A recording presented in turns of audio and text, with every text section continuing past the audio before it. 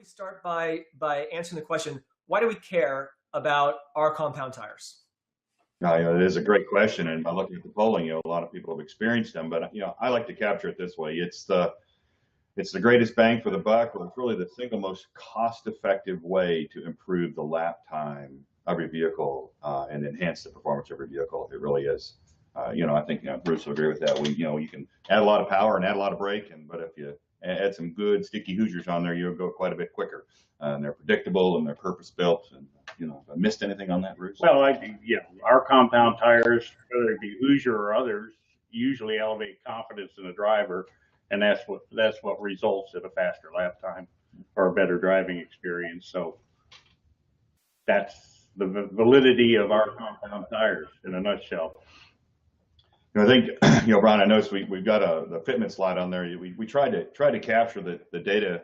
There's a lot of data here, and we talked about this yesterday. I mean, it's a little bit like drinking from a fire hose and trying to condense it into 20 minutes. But a place where we get a lot of questions and we talk about, as you mentioned in the agenda, we talk about fitment, we talk about usage and pressure and things of that nature. So we'll start with fitment. And really what we're trying to convey here is the tire dimension data is your friend. And whether you're taking a production vehicle and you're going to use it in HPDE, or as you evolve and optimize that vehicle and you want to maximize the footprint of the tire, the dimension data that's published by the manufacturer, an example here in this slide is the link to trackdaytire.com's Hoosier dimension data sheet. You're going to want to use that data to come up with the optimum fit. So this is where you figure out if you want to use the stock size or if you want to modify your car and make it a bit better. Next slide, please. When we talk about proper fitment specifically, we could go in a lot of directions. And what we tried to capture here's an example of 4 sizes of a tire that essentially have the same tread width, the same diameter, but have a tread width that is increasing, so you get more of a footprint without changing out of your 3% deviation front to rear for ABS and traction control systems. And you essentially get a car that handles better. It can take more load, has more grip, more cornering force. And this is how you optimize your car. Some people do it with square setups. Some people do it to go plus or minus in a rim diameter to get larger brakes on their cars. Their track day car evolves. And I know for a lot of you on the phone who are running our compound tires, this may be old hat, but we really wanted to hit a few basics and just give some folks the resources. And as you being an instructor, you may have students who are really starting to enjoy the passion of track day events. This is a place for them to go and get the data and really have it make sense about how to work with really the most important thing on their vehicle to make them go faster, as we highlighted in the beginning. A couple other things we wanted to point out, just rule of thumb, and I know, Bruce, I'll leave this to you, the rule of thumb, the rim width, that's really your world in the tire design. And this is a universal recommendation for any performance application with tires and wheels. The rim width is optimum at plus or minus a ½ inch of the tread width. So if you have a 10-inch tread width tire, the rim width optimally needs to be 10 to 10.5, but you can use 9.5 to 10.5 as a range to get the optimum performance out of that tire. That's just, like I said, it's a universal recommendation. It doesn't apply just to Hoosier. It applies to everything. So it's an important recommendation to remember. And then we just generalized alignment recommendations for Hoosier tires. This can deviate because of by difference in the vehicle or suspension configuration, but generally you want around 3 degrees of negative camber in the front, and if you have an independent rear suspension, around 2 degrees of negative in the rear. Obviously, on a live axle car, you don't have much choice for camber, but that's just a general recommendation to follow.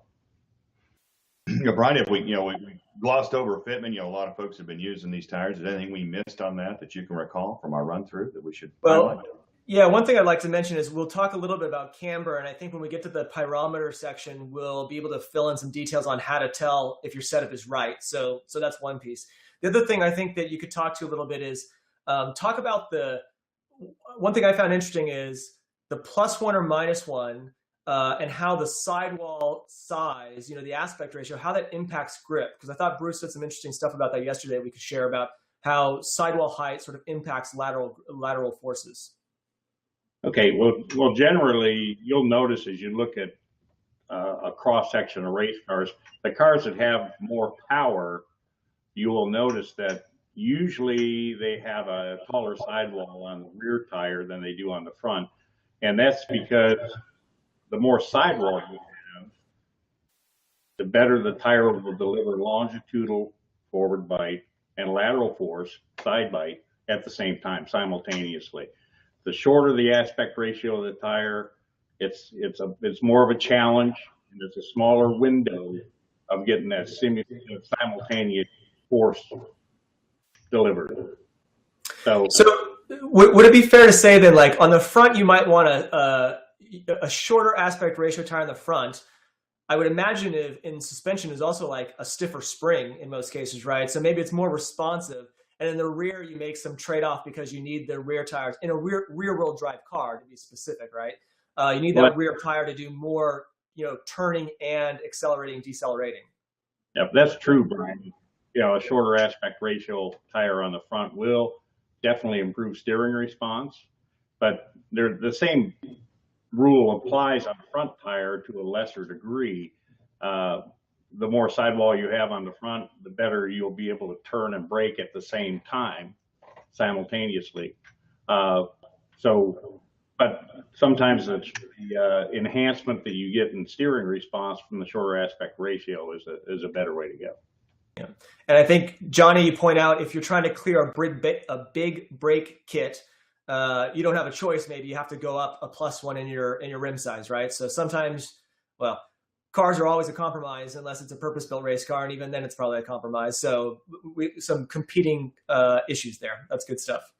Absolutely. As you go through the optimization path of you and your vehicle and your talent maturity, things will be a compromise as you look, and things that you wanted today you may not want tomorrow. But as you work your way through that, I think that's where you find a balance.